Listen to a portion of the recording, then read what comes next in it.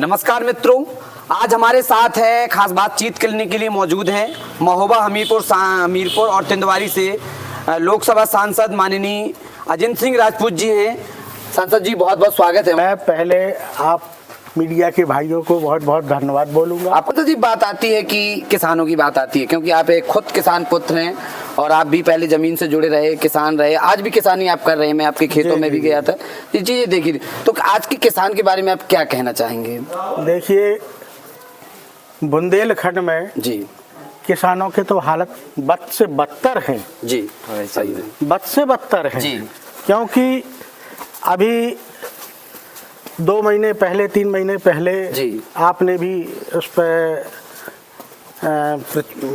निकाला होगा कि जो फसल बीमा का जी जो बहुत बड़ा घोटाला हुआ है जी, जिसमें किसानों को 90% किसानों के साथ धोखा हुआ है जी। और इसमें है जो कृषि विभाग और वर्तमान सरकार के जो नुमाइंदे हैं जी, ये सब मिलकर के बंदर बांट कर गए जी।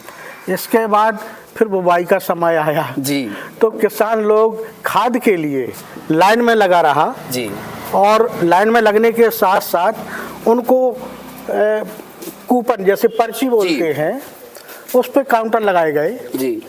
तो एक काउंटर लगाया गया तो वहाँ तो भीड़ इकट्ठी होगी बिल्कुल। और खाद है 1 ट्रक और लाइन लगी है 500 लोगों की जी। उसमें भी पुलिस वालों ने लाठियां बरसाई गई जी। तब मैंने सचिव को बुलाया जी, मैंने कहा एक सोसाइटी में अगर 10 ग्राम पंचायतें हैं जी, तो क्रमवार ग्राम पंचायतों को क्रमवार बुलाएं और उनको खाद दें जी। जैसे आपके पास खाद की मात्रा आती रहे और डिमांड भी लगाते रहें। अब ये हाल है कि 2 ट्रक खाद अभी परसों आया जी। अब किसान की पूर्ति हो चुकी है लगभग जी, 70% किसानों की पूर्ति हो चुकी है। तो किसानों का तो खाद में भी देखो तो बुरा हाल है, फसल बीमा में भी देखो तो बुरा हाल है, महंगाई। मैंने पिछले बार सदन में मूंगफली पर क्वेश्चन उठाया था जी, उठाया था जी। तो उसमें उस समय 1500 से 1600 रुपए खरीद केंद्र वाले कमीशन लेते थे किसान से, लेकिन आज भी वो माने नहीं हैं। आज भी अब वो 1500-1600 की बजाय 500-600 रुपए प्रति क्विंटल पे कमीशन ले ही रहे हैं। सरदार जी बात आती है, पहले डीएपी में समस्या रही, डीएपी के लिए किसानों ने आपने कहा कि लाठी चार्ज हुई। अब जैसे यूरिया डालने की गेहूं की फसल है उसमें डालने के लिए, तो ये यूरिया में भी यही चल रहा है। और बात आती है कि जहां तक तो बात है कि यूरिया नहीं मिले, लेकिन 270 की बोरी 500 में मिल रही है, 600 में मिल रही है। ये बहुत बड़ी समस्या है सांसद जी। इस वर्तमान सरकार में ये नाकामी सरकार है जी। इसका कोई अपने आप में भय बना रही है, पब्लिक पर तो भय बना रही है, कर्मचारियों पर कोई भय नहीं है। अधिकांश ये हमारा जो यूपी का जो हिस्सा है ये एमपी बॉर्डर से लगा हुआ है, तो अधिकांश ट्रक के ट्रक जी नौगांव है ब्लैक हो जाते हैं जी। डीएपी भी ब्लैक हुई जी और यूरिया भी ब्लैक हो रहा है जी। और मार्केट में जो प्राइवेट दुकानदार हैं अब तो अपनी मनमानी कर रहे हैं। वो जैसे सोसाइटी में 270 की बोरी है वो 300 की दे रहे हैं। अब उन्होंने 300 की नहीं सर, 400-500।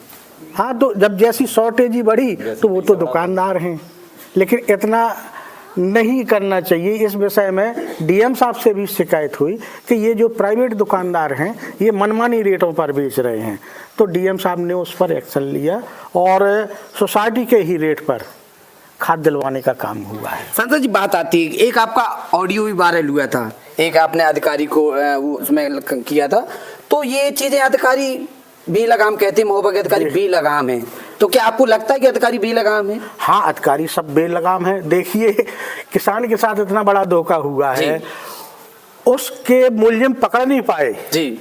और एक नई योजना फिर आ गई उनकी, जनधन योजना। अरे तुम किसानों की योजना थी, हाँ जो भी हो किसानों के नाम पर योजना लाते हैं और पेट अपने अधिकारी लोग भरते हैं, तो किसानों के साथ तो हर जगह धोखा हो रहा है जी।